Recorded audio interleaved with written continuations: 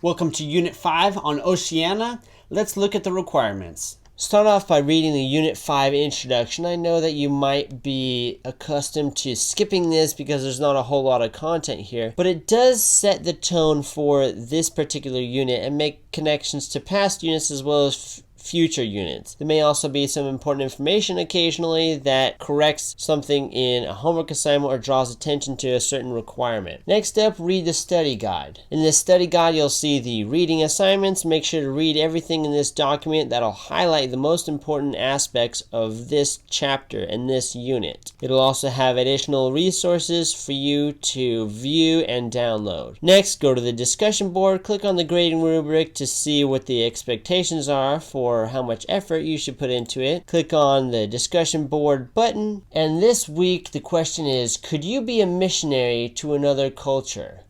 What about within a culture that is primitive? Why or why not? So there might be missionaries to another first world country. There may also be missionaries to a third world country, someplace that may not have easily accessible electricity or indoor plumbing, things like this. Now, put yourselves not only in your own shoes, but in the shoes of someone who very much believes in a certain religion. If you believe a certain religion is the truth and is the right perspective on the world that gives life and potentially saves life from some sort of eternal punishment, then wouldn't you want to bring that good news to other people to save them as well? It's not just about letting people believe whatever they want, because of course we have lots of common beliefs where we see our friends and family believing something harmful and we want to save them. Maybe we have a family member who is an alcoholic or addicted to drugs or something like this, where we want to save them by helping them, giving them information. We don't want to let them just sit in their addictions that are harming themselves. So in a similar way, missionaries believe that they are going to rescue people from harmful ideas. This could even be in your own same country. This could even be to your next door neighbor, bringing truth to them. What do you think? Would you be willing to be a missionary, to sacrifice a lot of the conveniences of your life and move to another country or another area, another place, in order to spread the news of life-giving truth? Of course, if you're in an LPL class, instead of a discussion board, you'll have a journal. So I want to make sure that in your discussion boards or in your journals that you make a lot of personal connections as well. Really think about and meditate on these ideas and these concepts. Figure out how your personal beliefs relate to an accurate understanding of the beliefs presented in this course and in this unit. Now, after the discussion board, you'll see here the assignment for this week is a PowerPoint presentation. Make sure to click on the grading rubric to see what the expectations are for this particular assignment. The instructions are that the religious news is giving you the opportunity to give your readers a deeper glimpse into your thoughts. Your boss has tasked you with creating a PowerPoint presentation detailing some things you have learned about religious practices in Oceania. You recall the scenario below while creating your presentation. You discover that a religious group has begun on the other side of town in which you are staying.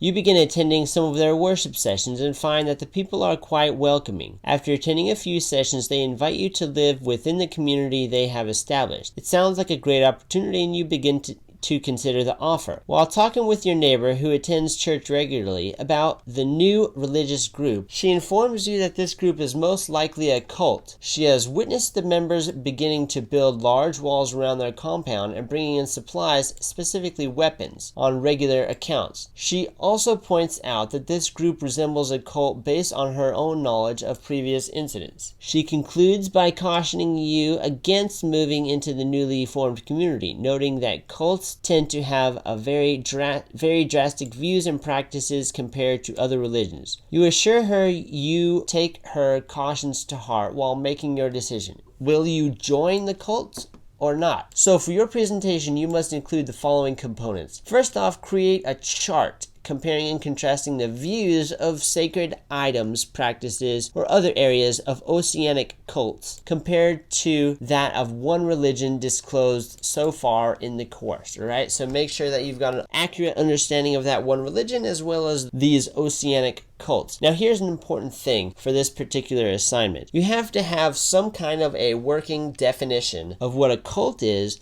versus just a regular religion. So make sure to keep an eye out for that as you read your homework assignments and the study guide. Look out for an explanation of what a cult is. Maybe even do some independent digging around and research yourself. What makes something a cult? Next up, create a bulleted list of assessing why members of religious groups can be divided on new beliefs or topics. That can apply to pretty much any religion, right? Why will people be divided about beliefs, especially new beliefs? When a particular group decides to split off from a main religion, there's a divide there. These new beliefs are creating a new community, and the old beliefs may be resistant. There may be some contradiction or some conflict between the beliefs themselves. So make sure to figure out why members of religious groups would be divided. Really get into the why. Not just the what, not what are the divisions or what happens when a division takes place, but why does a division take place? Next, explain the values and practices surrounding cults. Again, here is where you're going to want to characterize what a cult is versus a regular religious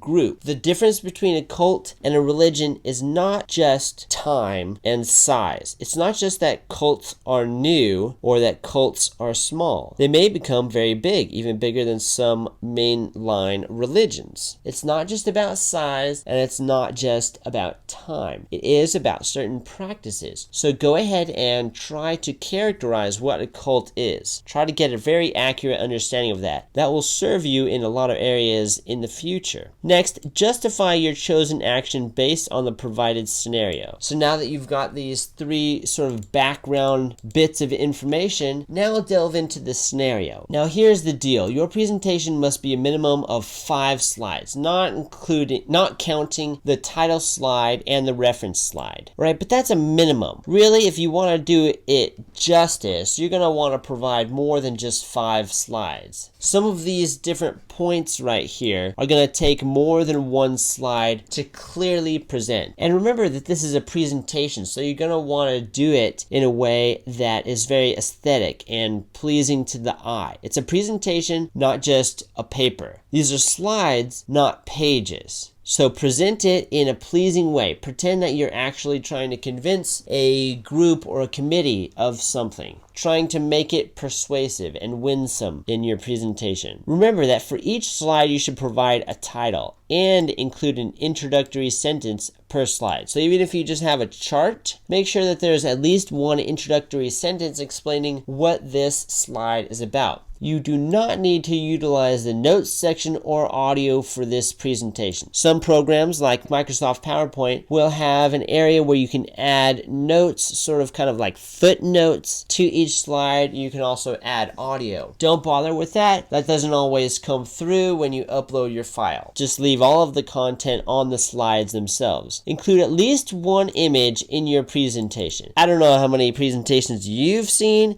but only one image is not very much. A lot of people don't even put one image, and they forget entirely to put an image in this homework assignment. You will get docked points for not including images, but try to have at least one image. Now, if you have an image taking up an entire slide, then obviously that slide does not count towards the 5 slide minimum. Make sure that you use your images appropriately and they improve the quality and the aesthetic of the presentation. Remember to review the rubric to compare it with your presentation before you submit. Again, this is what you should be doing for every assignment. Once you have created any assignment that you have, you should stop for a second, compare it to the rubric, compare it to the instructions, and make sure you've covered everything. Reread what you've done and make sure that it really passes snuff, that it's really of good quality and professional. Remember, this is practice for your career. Down at the bottom, again, you've got resources for a citation guide, the CSU Online Library Research Guide, and a link to submit the Writing Center request. When you're ready to submit your assignment, remember this has to be a PowerPoint